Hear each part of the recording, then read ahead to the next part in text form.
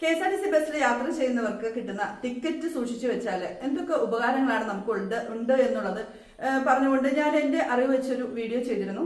ആ വീഡിയോ കുറച്ച് പേര് കണ്ടിട്ടുള്ളതിൽ വന്നിരിക്കുന്ന കമന്റുകളെല്ലാം വളരെ ഉപകാരപ്രദമാണ്, ഇത് പുതിയ അറിവാണെന്നൊക്കെ അതിനകത്ത് കമന്റ് ചെയ്തിരുന്നു. അപ്പോൾ വളരെ ഒരു സന്തോഷം തോന്നി. അതുപോലെ തന്നെ ഇത് അറിയാത്തവരുണ്ടല്ലോ എന്നുള്ള ഒരു അപ്പോൾ കുറച്ചും കൂടി നമ്മുടെ KSRTCയിലുള്ള കാര്യങ്ങൾ നിങ്ങൾക്കൊന്ന് ഷെയർ ചെയ്യണമെന്ന് ഞാൻ വിചാരിക്കുകയാണ്. അപ്പോൾ കുറച്ച് ചെറിയ ചെറിയ വീഡിയോസ് ആയിട്ട് ഞാൻ അത് നിങ്ങൾക്ക് ഷെയർ ചെയ്യുന്നുണ്ട്.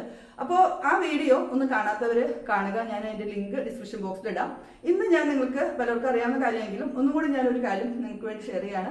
നമ്മുടെ KSRTCയിൽ കൊറിയർ സർവീസ് തുടങ്ങിയിരിക്കുന്നത് പലരും കണ്ടു കാണും അല്ലെ, കേട്ട് കാണും.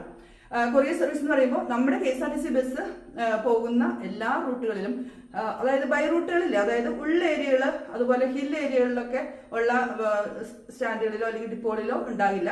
അതുപോലെ തന്നെ ഓപ്പറേറ്റിംഗ് സെന്ററുകളിൽ ഉണ്ടാകില്ല. പക്ഷെ മെയിൻ ആയിട്ടുള്ള എല്ലാ ഡിപ്പോകളിലും നമ്മൾ ലോജിസ്റ്റിക്, അതായത് കൊറിയർ പാർസൽ സർവീസ് തുടങ്ങിയിട്ടുണ്ട്.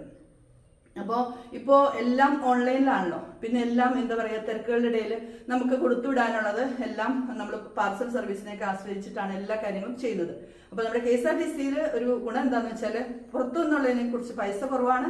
മാത്രവുമല്ല സംഭവം അന്ന് തന്നെ ബസ് എപ്പോൾ എത്തുന്നോ ആ സമയത്ത് നമുക്ക് അത് കൃത്യമായിട്ട് നമുക്ക് അവിടെ പോയി കളക്ട് ചെയ്യാൻ പറ്റും. ഡോർ ഡെലിവറി ആയിട്ടില്ല, അതിനുള്ള ഇതൊക്കെ തുടങ്ങിയിട്ടുണ്ട്. നമുക്കത് വീടുകളിൽ എത്തിക്കാൻ പറ്റുമോ എന്നുള്ളതൊക്കെ നമ്മൾ ആലോചിക്കുന്നുണ്ട്. അപ്പൊ എന്തായാലും ഇപ്പോൾ നമുക്കെന്ന് വെച്ചാൽ ഇപ്പോൾ എറണാകുളത്ത് നിന്ന് ഒരു സാധനം തൃശ്ശൂർ എത്തണമെന്നുണ്ടെങ്കിൽ എറണാകുളത്ത് ബസ് കയറ്റി വിടും. ആ എറണാകുളത്ത് നിന്ന് തൃശ്ശൂർ എത്തുന്ന ആ ഒരു ടൈം ചിലപ്പോൾ 2 മണിക്കൂർ 2.5 മണിക്കൂറിനുള്ളിൽ നമ്മുടെ തൃശ്ശൂർ ഡിപ്പോയിൽ ചെന്നാൽ നമുക്കത് കളക്ട് ചെയ്യാം. അപ്പൊ നമ്മൾ അതിന്റെ കൂടെ ആളൊന്നും പോകണ്ട. നമുക്ക് ആ കൊറിയർ സർവീസിന്റെ പാർസൽ സർവീസിന്റെ എമൗണ്ട് നമുക്ക് പേ ചെയ്താൽ മതി.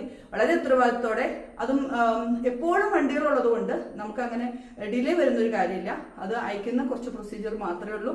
അപ്പോൾ എല്ലാവർക്കും ഉപകാരപ്രദമായി ഈ പാർസൽ സർവീസ് എല്ലാവരും ഉപകാരപ്പെടുത്തണം എന്നാണ് ഉപയോഗപ്പെടുത്തണം എന്നാണ് എനിക്ക് പറയാനുള്ളത്. KSRTCയുടെ ടിക്കറ്റ് ഇതര വരുമാനം വർദ്ധിപ്പിക്കുന്നതിന്റെ ഭാഗമായിട്ട് പല കാര്യങ്ങളും ചെയ്തു വരുന്നുണ്ട്.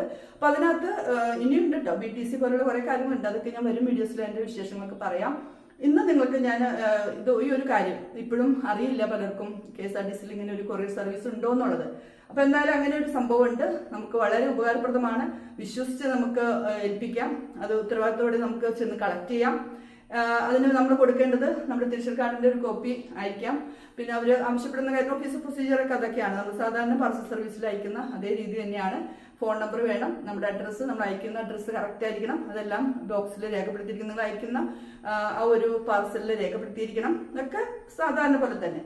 അപ്പോൾ ഈ ഒരു കാര്യം കൂടി ഞാൻ നിങ്ങളെ അറിയിക്കുകയാണ്. മാത്രമല്ല ഞാൻ കഴിഞ്ഞ വീഡിയോയിൽ പറഞ്ഞ പോലെ നമ്മുടെ ടിക്കറ്റ്, നമ്മുടെ KSRTC ടിക്കറ്റ് നമ്മൾ വലിച്ചെറിയാതെ അത് സൂക്ഷിച്ചു വെച്ചാൽ നമുക്ക് എന്തൊക്കെ ബെനിഫിറ്റ് ഉണ്ട്, എന്തൊക്കെ ഉപകാരം ഉണ്ടെന്നുള്ളത് കൃത്യമായിട്ട് പറഞ്ഞു തരുന്ന ഒരു വീഡിയോ ആണ്.